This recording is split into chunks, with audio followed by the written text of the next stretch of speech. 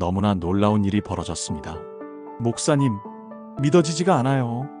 이건 정말 기적이에요. 전화기 너머로 들려오는 목소리가 떨리고 있었습니다.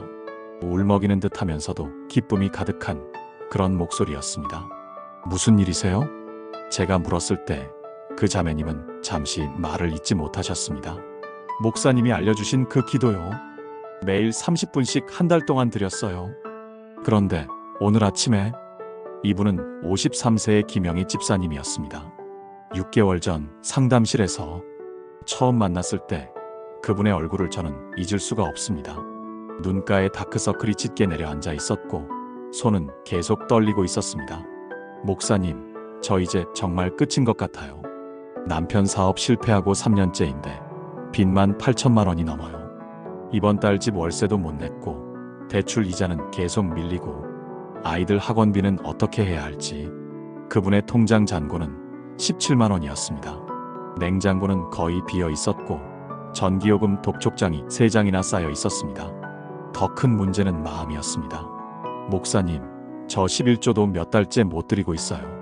하나님께 기도하는 것도 무서워요. 이렇게 형편없는 제가 뭘 드린다고, 뭘 구한다고. 그분의 눈에서 눈물이 흘러내렸습니다. 그날 밤 저는 기도하면서 하나님께 물었습니다. 하나님, 이 자매를 어떻게 도와야 합니까? 당장 내일 먹을 것도 없는데 제가 무슨 말을 할 수 있습니까? 솔직히 고백하겠습니다. 저도 목사이지만 그런 순간에는 막막했습니다. 영적인 위로의 말들이 너무 공허하게 느껴질 때가 있습니다. 하나님이 돌보실 거예요 라는 말이, 기도하면 응답하실 거예요 라는 말이 당장 내일 집세를 내야 하는 사람에게 얼마나 무력하게 들릴지. 그런데 바로 그날 밤 하나님께서 제게 7가지 기도를 보여주셨습니다. 단순한 기도가 아니었습니다.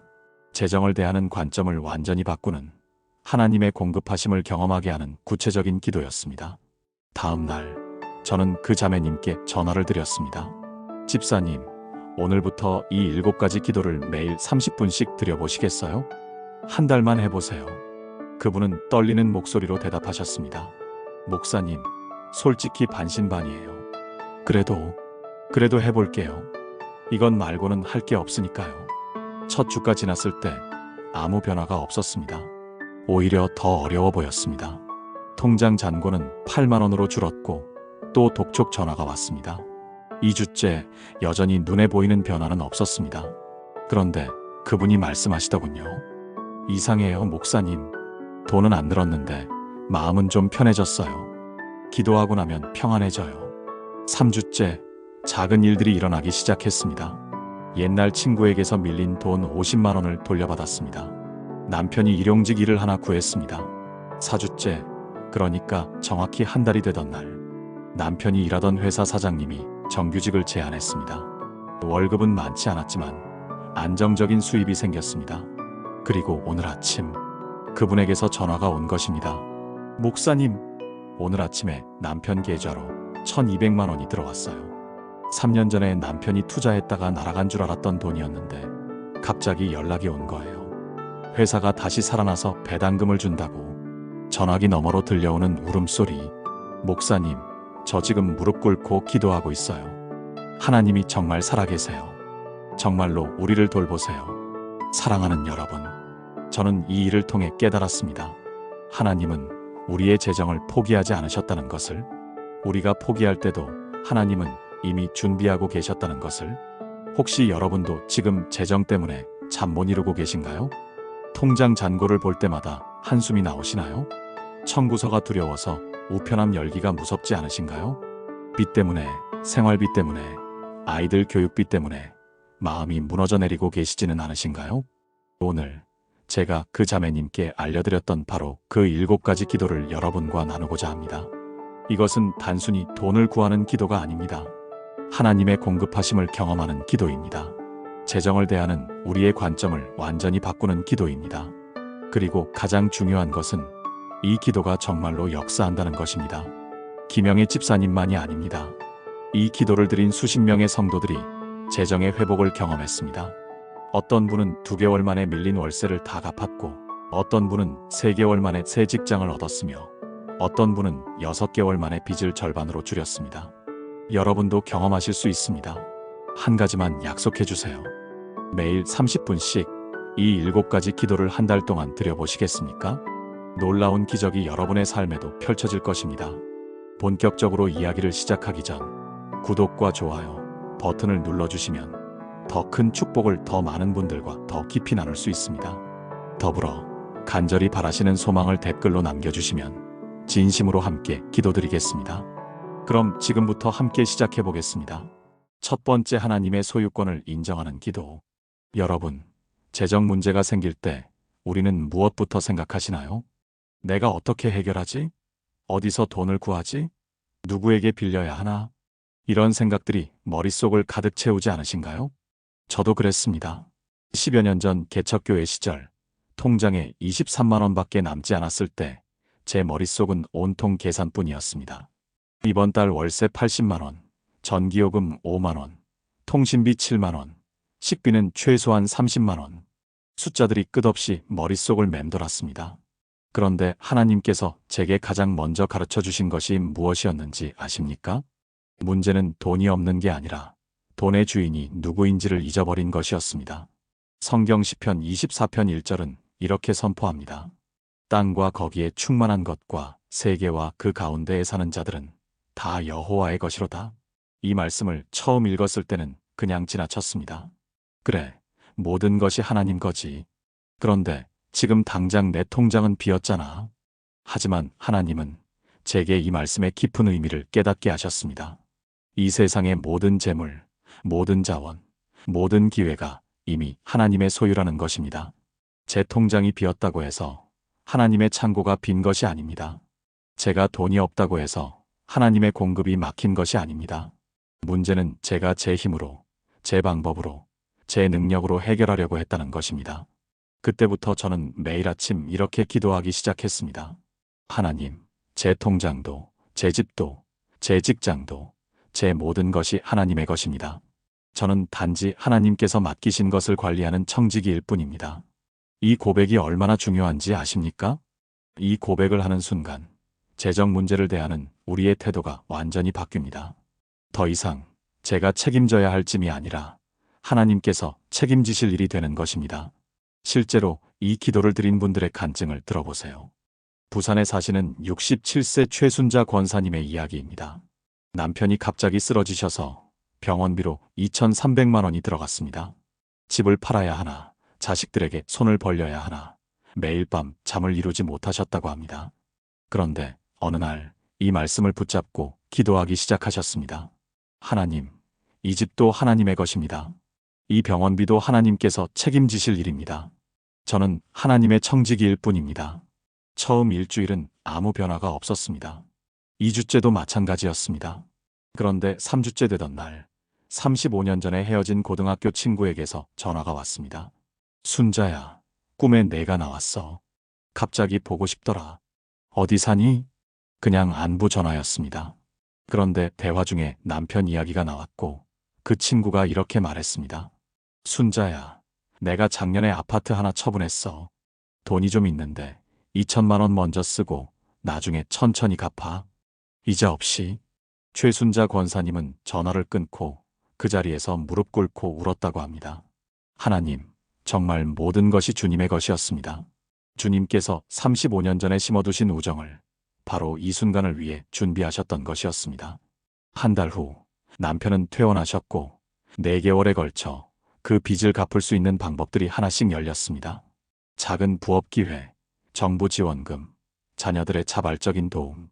6개월 만에 2천만 원을 다 갚았고 지금은 매달 30만 원씩 저축까지 하고 계십니다. 여러분, 이것이 바로 하나님의 소유권을 인정하는 기도의 능력입니다. 우리가 인정하면 하나님께서 책임지십니다. 우리가 내려놓으면 하나님께서 들어올리십니다. 사랑하는 성도님들, 지금 저와 함께 이렇게 기도해 보시겠습니까? 하나님 아버지, 오늘 제가 가진 모든 것이 주님의 것임을 고백합니다. 제 통장, 제 집, 제 직장, 제 재능, 제 시간, 모든 것이 주님께서 맡기신 것입니다. 저는 주님의 청지기일 뿐입니다. 이제 제 재정의 주인은 제가 아니라 주님이심을 선포합니다. 주님, 주님의 것을 주님께서 책임져 주시고 공급해 주소서. 제 힘이 아닌 주님의 능력으로 이 재정을 관리하게 하소서. 모든 것이 주님의 것임을 믿고 의지합니다. 예수님의 이름으로 기도합니다. 아멘. 이 기도를 매일 아침 드려보세요. 재정을 바라보는 여러분의 눈이 달라질 것입니다. 이제 두 번째 기도로 넘어가겠습니다. 두 번째, 하나님 나라를 먼저 구하는 기도. 여러분은 재정이 어려울 때 가장 먼저 무엇을 줄이시나요? 식비를 줄이시나요? 교통비를 아끼시나요? 아니면 헌금을 줄이시나요? 솔직히 말씀드리겠습니다. 많은 분들이 재정이 어려워지면 가장 먼저 헌금을 줄입니다. 11조를 반으로 줄이거나 감사 헌금을 아예 드리지 않거나 선교 헌금을 멈춥니다. 하나님도 이해하시겠지. 지금 형편이 이런데, 이런 생각이 드는 게 당연합니다. 저도 그런 유혹을 받았습니다. 개척교회 2년째 되던 해 한 달 수입이 120만 원이었습니다. 월세 80만 원을 내고 나면 40만 원이 남습니다. 식비, 교통비, 통신비를 다 빼면 11조 12만 원을 드리기가 정말 어려웠습니다. 이번 달만 반만 드리고 다음 달에 합쳐서 드리면 안 될까? 그런 생각이 계속 들었습니다. 그런데 그때 하나님께서 마태복음 6장 33절 말씀을 제 마음에 강하게 주셨습니다. 너희는 먼저 그의 나라와 그의 의를 구하라. 그리하면 이 모든 것을 너희에게 더하시리라. 이 말씀에서 먼저라는 단어가 제 마음에 박혔습니다. 먼저입니다. 월세를 먼저 내는 게 아닙니다. 식비를 먼저 쓰는 게 아닙니다. 하나님의 나라를 먼저 구하는 것입니다. 그 먼저의 의미가 무엇일까요? 순서의 문제만이 아닙니다. 우선순위의 문제입니다. 내 필요보다 하나님의 뜻을 먼저 구한다는 것입니다. 내 계획보다 하나님의 나라를 먼저 세운다는 것입니다. 그때부터 저는 결단했습니다. 어떤 상황에서도 11조를 먼저 드리고 남은 것으로 생활하겠다고. 쉬운 결정이 아니었습니다. 첫 달에는 정말 빠듯했습니다. 라면으로 끼니를 때우는 날이 일주일에 3번이었습니다. 그런데 신기한 일이 일어났습니다. 그달 말 한 집사님이 쌀 10kg을 갖다 주셨습니다. 목사님, 시골에서 쌀이 너무 많이 와서요. 다음 달에는 또 다른 분이 시장 상품권 5만 원을 주셨습니다. 목사님, 회사에서 받았는데 저희는 안 쓸 것 같아서요. 석 달째 되던 달, 전혀 예상치 못한 곳에서 원고료 30만 원이 들어왔습니다. 1년 전에 썼던 칼럼인 줄도 몰랐는데 출판사에서 연락이 온 것입니다. 그리고 정확히 6개월 후 한 교회에서 강사로 초청을 받았고 그때부터 강의 수입이 생기기 시작했습니다. 1년 후 제 수입은 3배가 되어 있었습니다. 이것이 우연일까요? 아닙니다. 하나님께서 먼저 구하라고 하신 그 약속을 지키신 것입니다. 인천에 사시는 58세 박미선 집사님의 간증도 들려드리겠습니다. 남편이 운영하던 작은 식당이 코로나로 문을 닫았습니다. 빚이 4,500만 원, 매달 이자만 150만 원이 나갔습니다. 그분은 결단하셨습니다. 이럴 때일수록 하나님께 먼저 드리자. 수입이 없는 상황에서도 퇴직금을 조금씩 쪼개서 11조를 드렸습니다. 주변 사람들은 말렸습니다. 미선아, 지금이 어떤 때인데 교회에 돈을 내? 그 돈으로 이자라도 갚아야지.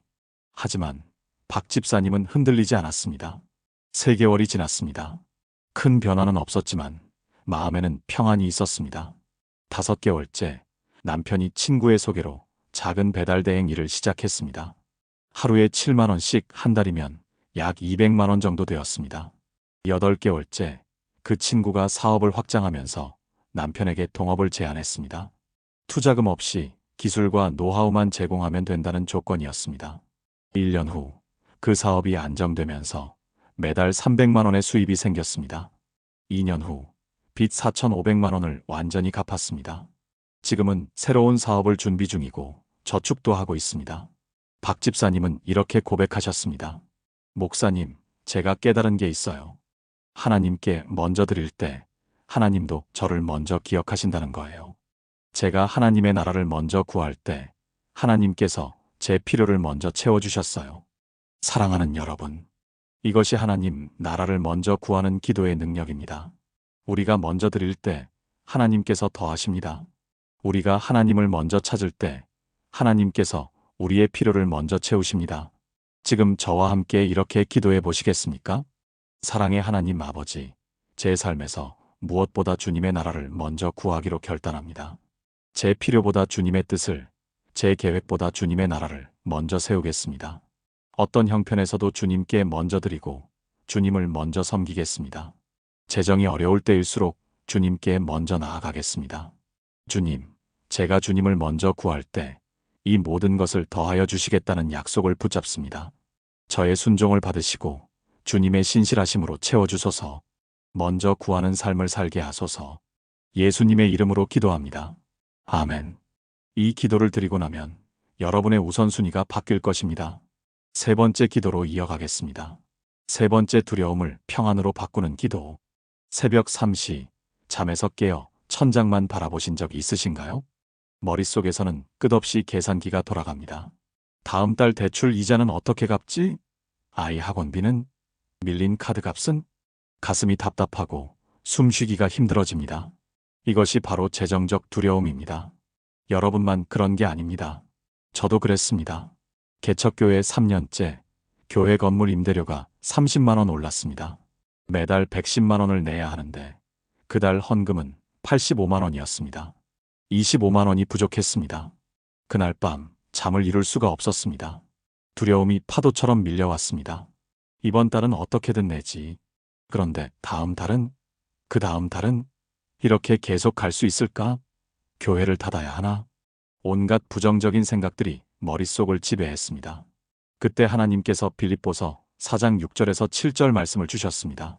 아무것도 염려하지 말고 다만 모든 일에 기도와 간구로 너희 구할 것을 감사함으로 하나님께 아뢰라. 그리하면 모든 지각에 뛰어난 하나님의 평강이 그리스도 예수 안에서 너희 마음과 생각을 지키시리라. 이 말씀에서 아무것도 염려하지 말고라는 부분이 제 마음을 사로잡았습니다. 하나님은 조금만 염려하라고 하지 않으셨습니다. 작은 것만 염려하지 말라고 하지도 않으셨습니다. 아무것도 염려하지 말라고 하셨습니다. 그런데 여기에 조건이 있습니다. 기도와 간구로 너희 구할 것을 감사함으로 하나님께 아뢰라. 염려를 내려놓는 방법은 회피가 아닙니다. 부정하는 것도 아닙니다. 바로 기도로 바꾸는 것입니다. 염려하는 시간만큼 기도하는 것입니다. 그날 밤부터 저는 새로운 습관을 시작했습니다. 두려운 생각이 들 때마다 그것을 즉시 기도로 바꾸는 것입니다. 다음 달 임대료는 어떻게 내지? 하나님, 다음 달 임대료를 주님께 맡깁니다. 교회가 문을 닫으면 어떡하지? 하나님, 이 교회는 주님의 교회입니다. 주님께서 책임져 주세요. 성도들에게 뭐라고 말하지? 하나님, 제가 할 말을 주세요. 주님께서 인도하세요. 신기하게도 이렇게 기도로 바꾸면 마음의 평안이 찾아왔습니다. 완전히 없어지지는 않았지만 압도당하지 않게 되었습니다. 한 달이 지났습니다. 임대료 날짜가 다가왔는데 여전히 25만 원이 부족했습니다. 그런데 그날 아침 한 성도님이 찾아오셨습니다. 목사님, 어젯밤에 기도하다가 교회에 드려야 할 것 같아서요.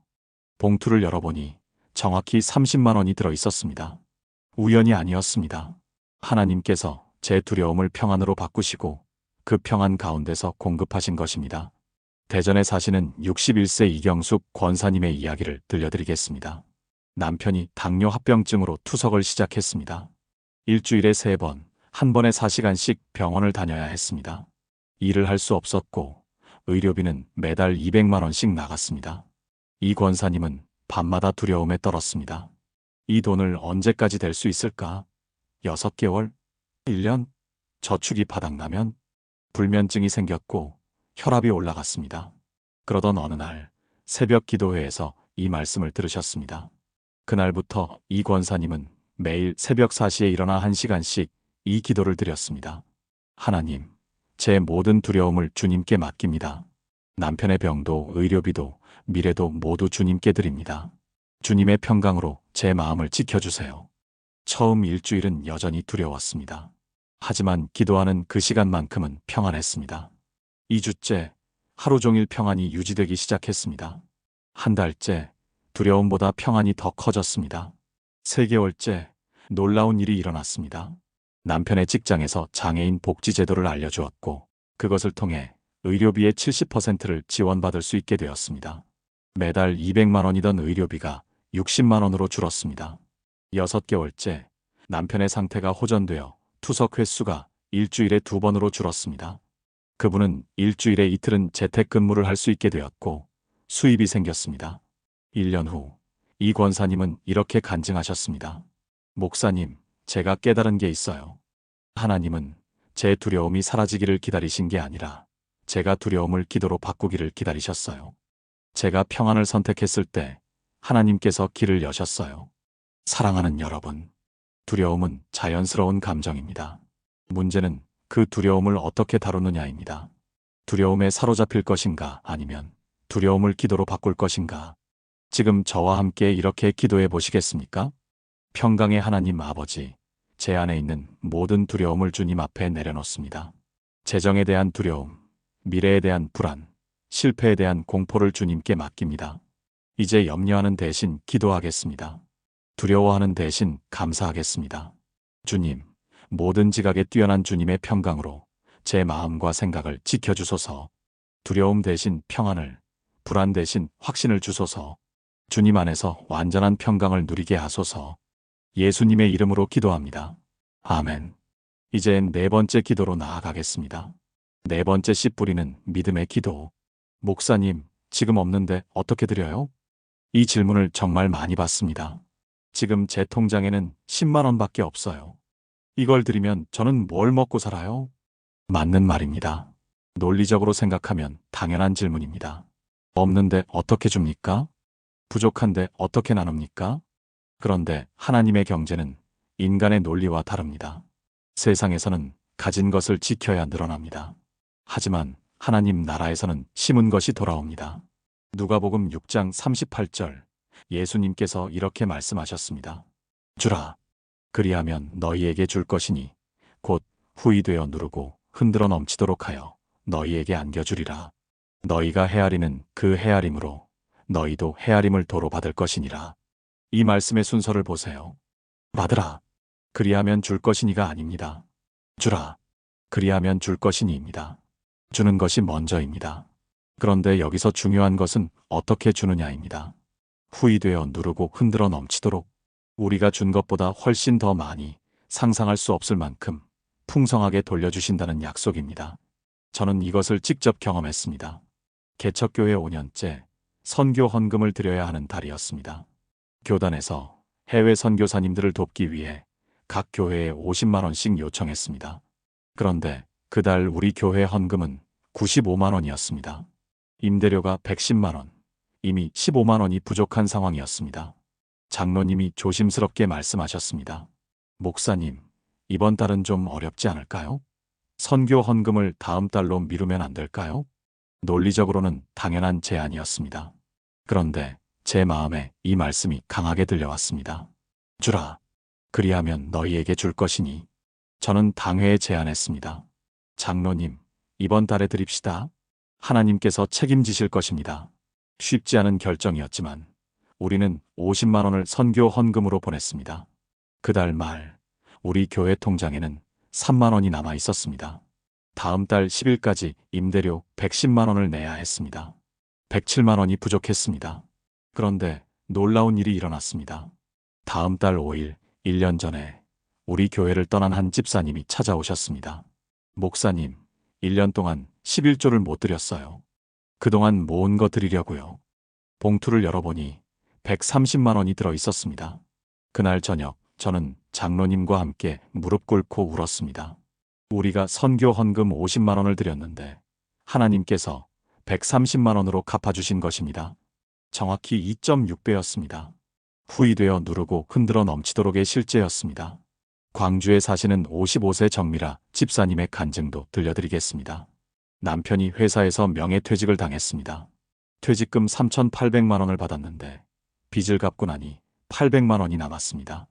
생활비와 구직활동 비용을 생각하면 6개월 버티기도 빠듯한 금액이었습니다. 그런데 그때 교회에서 신축 헌금을 받고 있었습니다. 정 집사님의 마음에 100만 원을 드려라는 음성이 들렸습니다. 하나님, 지금 제가 100만 원을 드리면 700만 원밖에 안 남아요. 어떻게 살아요? 하지만 그 음성은 계속 들렸습니다. 3일 동안 기도하고 고민한 끝에 정 집사님은 결단했습니다. 하나님, 주라고 하셨으니 드리겠습니다. 우리 가족은 주님께서 책임져 주세요. 100만 원을 헌금으로 드렸습니다. 통장 잔고 700만 원. 한 달이 지났습니다. 남편은 아직 일자리를 찾지 못했고 통장은 550만 원으로 줄었습니다.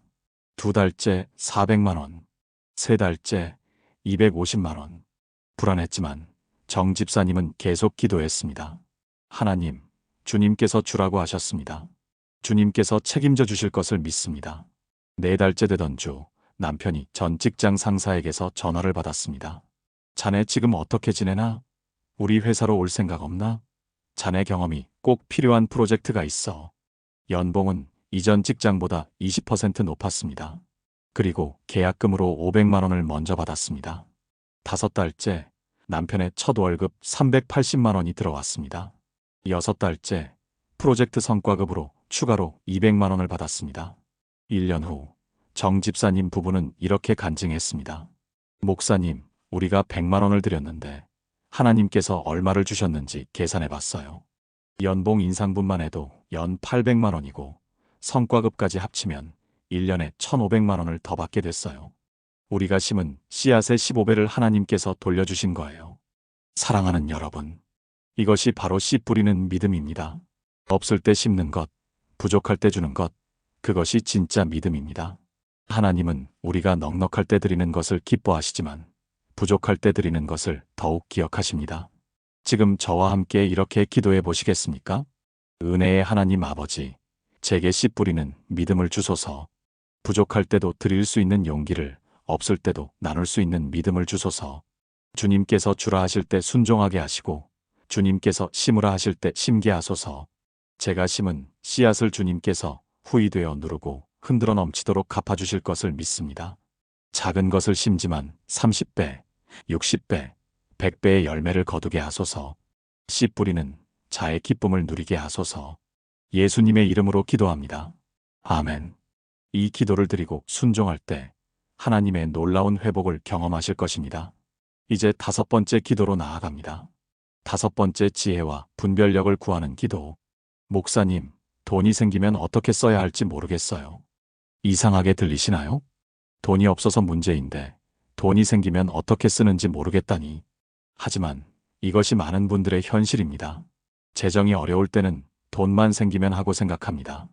그런데 실제로 돈이 생기면 어디에 먼저 써야 할지, 어떻게 관리해야 할지 막막합니다. 이번 달 밀린 카드값을 갚을까요?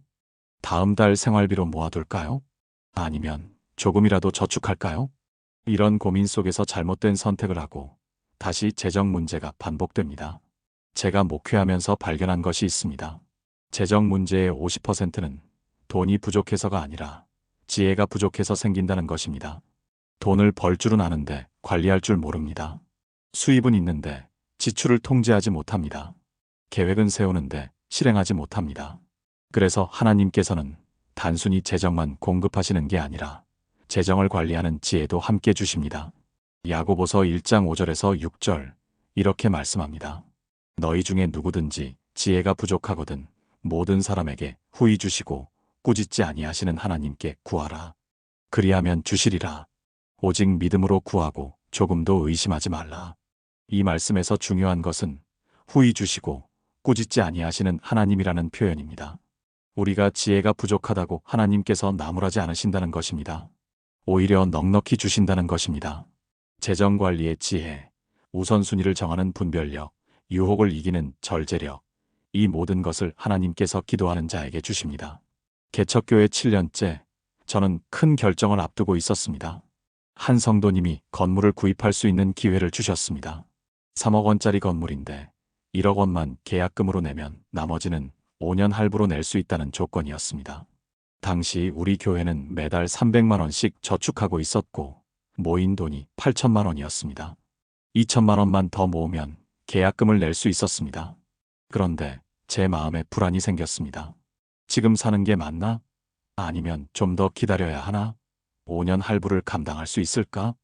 혹시 교회 재정이 무너지는 건 아닐까? 일주일 동안 잠을 제대로 자지 못했습니다. 그때 제 아내가 말했습니다. 여보, 우리 지혜를 구하는 기도부터 해요. 하나님께 물어봐요. 그날부터 저는 매일 새벽 이 시간씩 이 기도를 드렸습니다. 하나님, 지혜를 주세요. 이 결정이 맞는지 아닌지 분별하게 해주세요. 주님의 뜻이 무엇인지 알려주세요. 3일째 되던 새벽, 기도 중에 한 생각이 떠올랐습니다. 전문가에게 상담을 받아보자. 저는 재정 상담 전문가인 장로님 한 분을 찾아갔습니다. 그분은 우리 교회의 재정 상태, 성장 추이, 헌금 패턴을 꼼꼼히 분석하셨습니다. 그리고 이렇게 조언하셨습니다. 목사님, 지금 사시면 안 됩니다. 최소 1년은 더 기다리세요. 현재 월 헌금 변동폭이 너무 큽니다. 어떤 달은 400만 원, 어떤 달은 200만 원. 이 상태에서 매달 200만 원씩 건물 할부금을 내는 건 위험합니다. 1년 동안 재정을 안정시키고 비상금 2천만 원을 따로 확보한 후에 구매하세요. 그 말을 들었을 때 제 마음에 평안이 왔습니다. 아, 이게 하나님께서 주신 지혜구나. 저는 그 건물을 사지 않았습니다. 그리고 1년 후 더 좋은 조건의 건물이 나왔습니다. 같은 3억 원인데 면적은 1.5배, 위치는 더 좋았고 계약금도 5천만 원으로 낮았습니다. 그때는 우리 교회 저축이 1억 2천만 원이 되어 있었고 월 헌금도 안정적으로 400만 원을 유지하고 있었습니다. 만약 1년 전에 샀다면 재정적으로 너무 힘들었을 것입니다. 하지만 지혜를 구하고 기다렸기에 더 좋은 것을 얻을 수 있었습니다. 서울에 사시는 64세 윤정혜 집사님의 이야기도 들려드리겠습니다. 남편이 퇴직 후 받은 퇴직금 5,200만 원을 어떻게 관리해야 할지 고민이었습니다. 은행 정기예금을 할까, 주식에 투자할까, 아니면 부동산을 살까 매일 고민만 하고 결정을 못 하셨습니다. 주변 사람들은 저마다 다른 조언을 했습니다. 요즘은 주식이 대세야. 나도 작년에 2천만 원 벌었어. 부동산이 확실해. 집값은 계속 오르잖아. 정기예금이 제일 안전해. 리스크 없이 이자라도 받는 게 낫지. 윤 집사님은 혼란스러웠습니다. 그때 목사님이 조언하셨습니다. 집사님, 사람의 조언을 듣기 전에 하나님께 지혜를 구하세요. 윤 집사님은 그날부터 40일 작정 기도를 시작했습니다. 매일 새벽 1시간씩 하나님, 이 돈을 어떻게 관리해야 할지 지혜를 주세요라고 기도했습니다. 기도 10일째 한 가지 생각이 떠올랐습니다. 세 부분으로 나누자. 그래서 계획을 세웠습니다. 첫째, 2천만 원은 비상금으로 정기예금. 둘째, 2천만 원은 안전한 채권형 펀드. 셋째, 1,200만 원은 월세 받을 수 있는 소형 상가 투자. 남편과 의논했고 두 분 다 마음에 평안이 왔습니다. 그렇게 실행했습니다. 1년 후 상가 월세로 매달 60만 원이 들어오기 시작했습니다.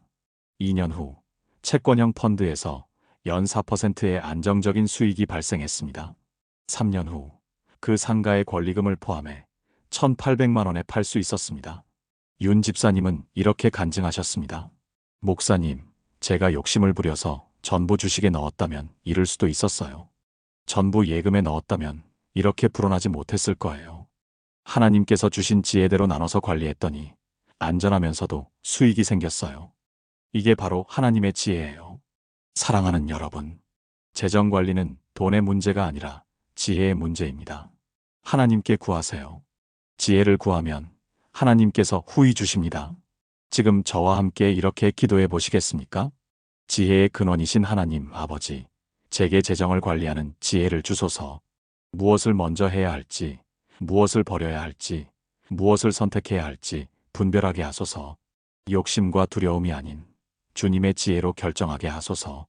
돈을 벌 때도 쓸 때도 저축할 때도 투자할 때도 주님의 지혜가 필요합니다. 제 생각이 아닌 주님의 뜻을 따라 결정하게 하시고 그 결정이 복이 되게 하소서. 후히 주시는 주님의 지혜를 받아 지혜롭게 재정을 관리하게 하소서. 예수님의 이름으로 기도합니다. 아멘. 이 기도를 드릴 때 하나님께서 여러분에게 놀라운 지혜를 주실 것입니다. 6번째 기도로 나아갑니다. 6번째 감사로 채우는 기도. 목사님, 감사할 게 뭐가 있어요? 상담실에서 한 집사님이 하신 말씀입니다. 통장은 비었고 빚은 쌓였고 미래는 보이지 않는데 무슨 감사를 해요? 정말 공감이 갔습니다. 재정이 어려울 때 감사하라는 말이 얼마나 공허하게 들리는지 저도 압니다. 그래도 감사해야지 하는 말이 얼마나 무책임하게 느껴지는지도 압니다. 하지만 제가 지난 15년 목회하면서 발견한 놀라운 진리가 있습니다. 감사는 상황이 좋아서 하는 것이 아니라 상황을 바꾸기 위해 하는 것이라는 사실입니다. 감사는 결과가 아니라 씨앗입니다. 감사를 심으면 감사할 일이 열매로 맺힙니다. 데살로니가전서 5장 18절 이렇게 말씀합니다. 범사에 감사하라. 이것이 그리스도 예수 안에서 너희를 향하신 하나님의 뜻이니라. 여기서 핵심은 범사에입니다. 좋은 일에만 감사하라는 게 아닙니다. 범사에, 즉 모든 일에 감사하라는 것입니다. 어려운 일에도, 힘든 일에도, 이해되지 않는 일에도 감사하라는 것입니다. 왜 그럴까요? 감사는 하나님의 뜻이기 때문입니다. 하나님의 뜻을 행할 때 하나님께서 일하십니다. 개척교회 4년째 정말 힘든 시기가 있었습니다. 3개월 연속 헌금이 80만 원 아래로 떨어졌습니다. 임대료 110만 원을 내고 나면 제 생활비는 없었습니다.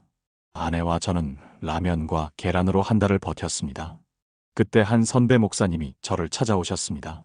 제 형편을 보시고는 눈물을 흘리셨습니다. 그리고 이렇게 말씀하셨습니다. 자네 원망하고 있지? 저는 부인했지만 선배님은 알고 계셨습니다. 자네 마음속에 원망이 있어. 하나님, 왜 이렇게 힘들게 하십니까? 제가 뭘 잘못했습니까? 이런 생각하고 있지? 정확히 맞았습니다. 저는 겉으로는 기도하고 있었지만 속으로는 원망하고 있었습니다. 선배님이 말씀하셨습니다. 자네, 원망을 감사로 바꾸게. 지금부터 한 달 동안 매일 감사 제목 10가지를 찾아서 기도해보게. 선배님, 감사할 게 어디 있어요? 찾아봐. 반드시 있네. 그날부터 저는 억지로라도 감사 제목을 찾기 시작했습니다. 첫날, 오늘 라면이 있어서 감사합니다. 굶지 않았습니다. 둘째 날, 건강해서 감사합니다. 아프지 않았습니다. 셋째 날, 아내가 옆에 있어서 감사합니다. 혼자가 아닙니다. 넷째 날, 교회 건물이 있어서 감사합니다. 예배드릴 공간이 있습니다. 처음에는 정말 억지로 했습니다. 마음이 따라가지 않았습니다. 그런데 일주일쯤 지나자 조금씩 마음이 변하기 시작했습니다. 아, 정말 감사할 게 있었네. 2주째, 감사 제목을 찾는 게 쉬워졌습니다. 3주째, 감사하는 마음이 진짜가 되었습니다. 4주째, 제 마음에 평안과 기쁨이 찾아왔습니다. 그리고 정확히 한 달 후, 한 성도님이 찾아오셔서 봉투를 주셨습니다. 목사님, 작년에 제가 어려울 때 목사님이 도와주셨잖아요. 그 은혜를 갚고 싶어요. 200만 원이었습니다. 그 다음 주 또 다른 분이 쌀 20kg과 반찬을 갖다 주셨습니다. 그 다음 달부터 헌금이 서서히 늘기 시작했습니다. 100만 원, 120만 원, 150만 원. 6개월 후에는 안정적으로 200만 원을 넘었습니다. 우연이 아니었습니다. 제가 감사를 시작했을 때 하나님께서 일하기 시작하신 것입니다. 제주도에 사시는 59세 강은희 집사님의 이야기를 들려드리겠습니다. 남편의 사업이 실패하고 빚이 6,200만 원이 생겼습니다. 집을 팔아서 3천만 원을 갚았지만 여전히 3,200만 원이 남았습니다. 월세로 이사를 갔고 매달 월세 65만 원의 대출이자 110만 원, 생활비까지 하면 최소 250만 원이 필요했습니다. 남편과 강 집사님이 일해서 버는 돈은 합쳐서 220만 원 정도였습니다. 매달 30만 원씩 부족했고 카드 빚은 계속 늘어났습니다. 강 집사님은 매일 울었습니다. 하나님, 왜 이렇게 힘들게 하십니까? 언제까지 일해야 합니까? 그러던 어느 날 새벽 기도회에서 이 말씀을 들었습니다. 범사에 감사하라. 그날부터 강 집사님은 결단했습니다. 감사할 게 없어도 감사하자. 이것도 하나님의 뜻이라면 순종하자. 매일 밤 자기 전에 감사일기를 쓰기 시작했습니다. 오늘 월세를 낼 수 있어서 감사합니다. 오늘 하루 일할 수 있어서 감사합니다. 오늘 밥을 먹을 수 있어서 감사합니다. 오늘 가족이 건강해서 감사합니다. 한 달, 2달, 석 달. 아무것도 변하지 않았습니다. 통장 잔고는 여전히 마이너스였고 카드 빚은 계속 늘었습니다. 그런데 강 집사님의 마음은 변했습니다. 원망이 사라지고 불평이 줄어들고 평안이 찾아왔습니다. 6개월째 되던 날 놀라운 일이 일어났습니다. 남편이 일하는 회사에서 인도네시아 프로젝트 담당자를 찾고 있었습니다. 6개월 계약인데 월급이 500만 원이었습니다. 남편이 지원했고 합격했습니다. 6개월 동안 3천만 원을 벌 수 있게 된 것입니다. 그 돈으로 남은 빚 3,200만 원을 거의 다 갚았습니다. 프로젝트가 끝나고 돌아왔을 때 빚은 200만 원밖에 남지 않았습니다. 그리고 회사에서 남편의 능력을 인정해서 본사 근무를 제안했습니다. 월급은 330만 원으로 올랐습니다.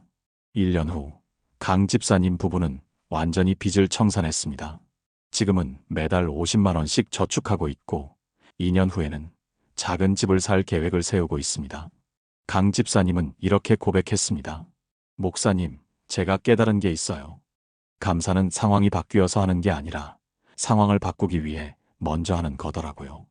제가 감사를 시작했을 때 하나님께서 일하기 시작하셨어요.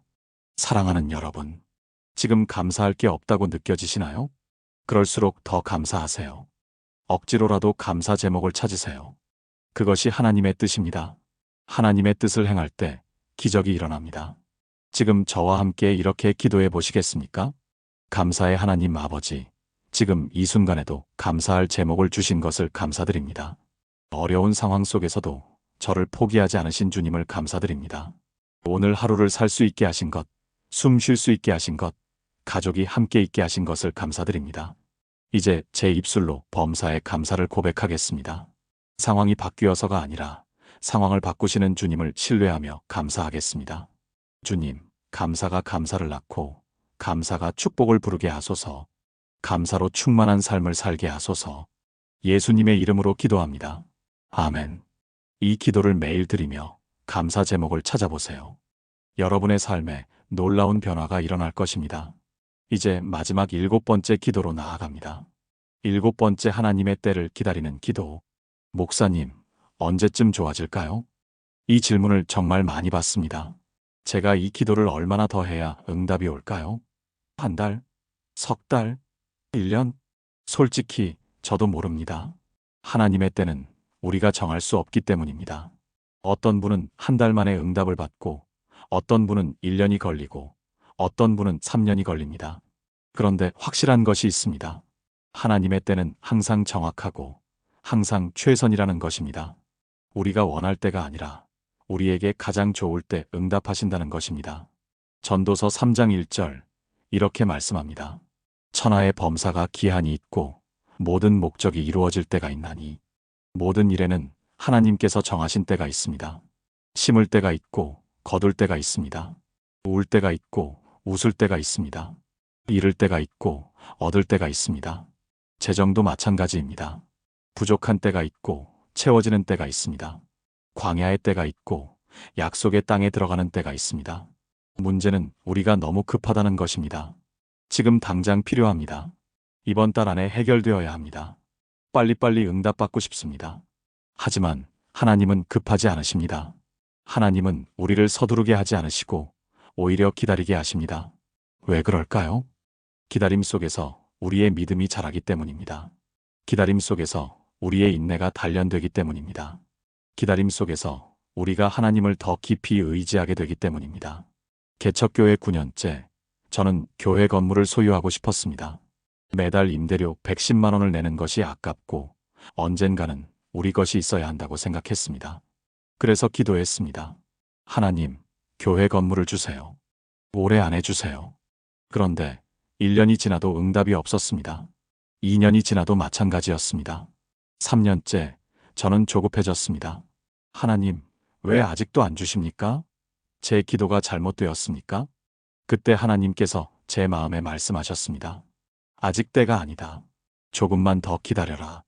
저는 이해할 수 없었지만 순종했습니다. 4년째, 5년째, 12년이 흘렀습니다.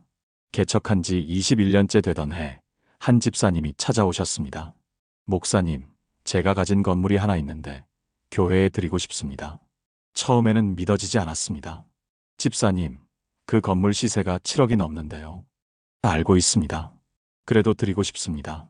하나님께서 제게 주신 것이니 하나님께 돌려드리는 거죠. 저는 그제야 깨달았습니다. 하나님께서 왜 12년을 기다리게 하셨는지. 만약 9년 전에 3억짜리 건물을 샀다면 지금도 빚을 갚고 있었을 것입니다. 하지만 하나님께서는 12년을 기다리게 하시고 7억짜리 건물을 빚 없이 주신 것입니다.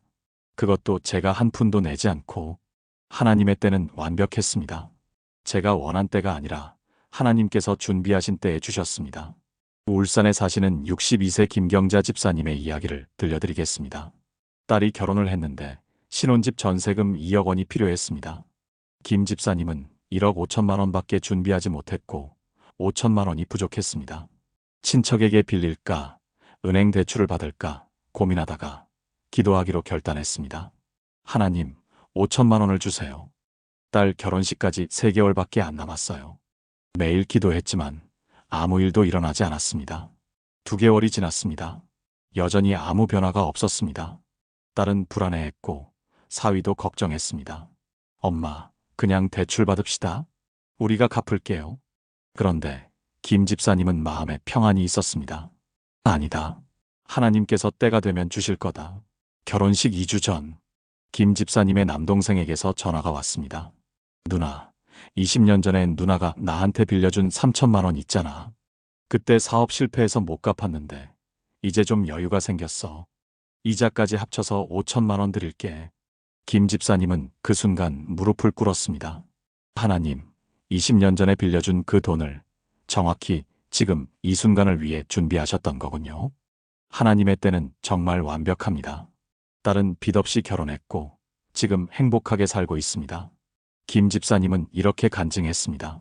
목사님, 제가 조급하게 대출을 받았다면 딸 내외가 그 빚을 지고 시작했을 거예요. 하지만 하나님의 때를 기다렸더니 빚 없이 시작할 수 있었어요. 하나님의 때는 항상 최선이에요. 사랑하는 여러분, 지금 응답이 늦어지고 있나요? 기도해도 아무 변화가 없나요? 조급해지고 불안해지시나요? 조금만 더 기다려보세요. 하나님의 때가 반드시 옵니다. 그때는 우리가 생각한 것보다 더 좋고, 더 완벽하고, 더 놀랍습니다. 지금 저와 함께 이렇게 기도해 보시겠습니까? 신실하신 하나님 아버지, 제 조급함을 내려놓습니다. 제가 원하는 때가 아니라 주님께서 정하신 때를 기다리겠습니다. 비록 응답이 늦어지는 것처럼 보여도 주님께서는 가장 좋을 때에 가장 좋은 것으로 응답하실 것을 믿습니다. 기다림 속에서 제 믿음이 자라게 하시고 인내를 배우게 하소서. 주님의 때는 항상 정확하고 항상 최선임을 고백합니다. 서두르지 않고 불안해하지 않고 오직 주님만 바라보며 기다리겠습니다. 천하의 범사가 기한이 있고 모든 목적이 이루어질 때가 있음을 믿습니다. 주님의 때를 신뢰하며 기다리게 하소서. 예수님의 이름으로 기도합니다. 아멘.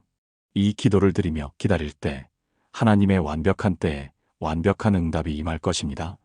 사랑하는 여러분, 지금까지 나눈 7가지 기도를 하나의 기도로 드리겠습니다. 이 기도는 여러분이 매일 드릴 수 있는 기도입니다. 함께 기도하시겠습니까? 전능하신 하나님 아버지, 오늘 이 시간 재정 회복의 7가지 기도를 허락하신 주님을 찬양합니다. 소유권을 인정하는 기도, 하나님 나라를 먼저 구하는 기도, 두려움을 평안으로 바꾸는 기도, 씨 뿌리는 믿음의 기도, 지혜와 분별력을 구하는 기도, 감사로 채우는 기도, 하나님의 때를 기다리는 기도를 주신 것을 감사드립니다. 저는 고백합니다. 제 모든 것이 주님의 것입니다. 제 통장도, 제 집도, 제 직장도, 제 시간도, 제 재능도 모두 주님께서 맡기신 것입니다. 저는 주님의 청지기일 뿐입니다. 이제 제 힘이 아닌 주님의 능력으로 재정을 관리하겠습니다. 저는 결단합니다. 무엇보다 먼저 주님의 나라와 의를 구하겠습니다. 어떤 형편에서도 주님께 먼저 드리고 주님을 먼저 섬기겠습니다. 제 필요보다 주님의 뜻을, 제 계획보다 주님의 나라를 먼저 세우겠습니다. 저는 내려놓습니다. 제 모든 두려움과 불안과 염려를 주님께 맡깁니다. 아무것도 염려하지 않고 모든 것을 기도와 간구로 감사함으로 주님께 아뢰겠습니다. 주님의 평강이 제 마음과 생각을 지켜주실 것을 믿습니다. 저는 심겠습니다. 부족할 때도 없을 때도 주님께서 주라 하실 때 순종하겠습니다. 작은 씨앗을 심지만 주님께서 30배, 60배, 100배의 열매를 주실 것을 믿습니다. 후이되어 누르고 흔들어 넘치도록 갚아주실 주님을 신뢰합니다. 저는 구합니다. 재정을 관리하는 지혜를, 우선순위를 정하는 분별력을, 유혹을 이기는 절제력을 주소서. 제 생각이 아닌 주님의 뜻을 따라 결정하게 하시고 그 결정이 복이 되게 하소서. 후이 주시고 꾸짖지 않으시는 주님께 지혜를 구합니다. 저는 감사합니다. 상황이 바뀌어서가 아니라 상황을 바꾸시는 주님을 신뢰하며 범사에 감사합니다. 어려운 가운데서도 감사할 제목을 찾고 감사로 제 입술을 채우겠습니다. 감사가 감사를 낳고 감사가 축복을 부르게 하소서. 저는 기다립니다. 제가 원하는 때가 아니라 주님께서 정하신 때를 신뢰하며 기다립니다. 천하의 범사가 기한이 있고 모든 목적이 이루어질 때가 있음을 믿습니다. 주님의 때는 항상 정확하고 항상 최선이며 항상 놀랍습니다. 하나님 아버지, 이 7가지 기도를 매일 드리는 저희 가정과 교회를 기억해 주소서. 30일, 60일, 100일 계속해서 이 기도를 드리게 하시고 주님의 놀라운 재정 회복을 경험하게 하소서.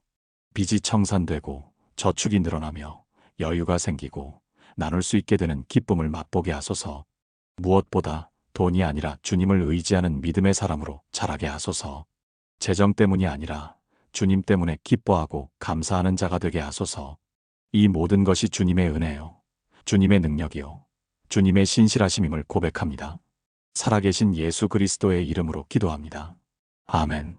사랑하는 여러분, 지금까지 재정이 회복되는 핵심 기도 7가지를 함께 나누었습니다. 첫째, 하나님의 소유권을 인정하는 기도. 모든 것이 주님의 것임을 고백할 때 하나님께서 책임져 주십니다. 둘째, 하나님 나라를 먼저 구하는 기도. 먼저 구할 때 하나님께서 이 모든 것을 더하여 주십니다. 셋째, 두려움을 평안으로 바꾸는 기도. 염려를 기도로 바꿀 때 하나님의 평강이 우리를 지킵니다. 넷째, 씨 뿌리는 믿음의 기도. 부족할 때 심어도 하나님께서 넘치도록 갚아주십니다. 다섯째, 지혜와 분별력을 구하는 기도. 지혜를 구하면 하나님께서 후히 주십니다. 여섯째, 감사로 채우는 기도. 범사에 감사할 때 감사할 일들이 열매로 맺힙니다. 일곱째, 하나님의 때를 기다리는 기도. 하나님의 때는 항상 정확하고 항상 최선입니다. 이 7가지 기도를 매일 30분씩 한 달 동안 드려보세요. 김영애 집사님처럼, 최순자 권사님처럼, 박미선 집사님처럼, 이경숙 권사님처럼, 정미라 집사님처럼, 윤정혜 집사님처럼, 강은혜 집사님처럼, 김경자 집사님처럼 그분들이 경험한 그 놀라운 재정 회복을 여러분도 경험하게 될 것입니다. 기적은 하나님께 속한 것입니다. 하나님은 불가능을 가능하게 하시는 분이십니다. 여러분의 통장이 비었어도 하나님의 창고는 가득합니다. 여러분의 미래가 보이지 않아도 하나님께서는 이미 준비하고 계십니다. 오늘부터 이 기도를 시작하시는 분이라면 아래 댓글란에 시작합니다라고 남겨주세요. 30일 후에 어떤 변화가 있었는지 간증으로 나눠주세요. 이 영상이 도움이 되셨다면 좋아요를 눌러주시고 구독과 알림 설정도 부탁드립니다. 더 많은 분들이 재정 회복의 은혜를 경험할 수 있도록 이 영상을 널리 공유해주세요. 여러분의 가정에 하나님의 풍성한 공급과 넘치는 은혜가 있기를 축복합니다.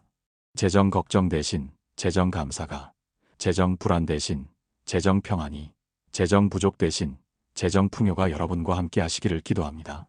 하나님께서 여러분을 사랑하시고 반드시 책임져 주실 것입니다. 믿으시나요? 아멘.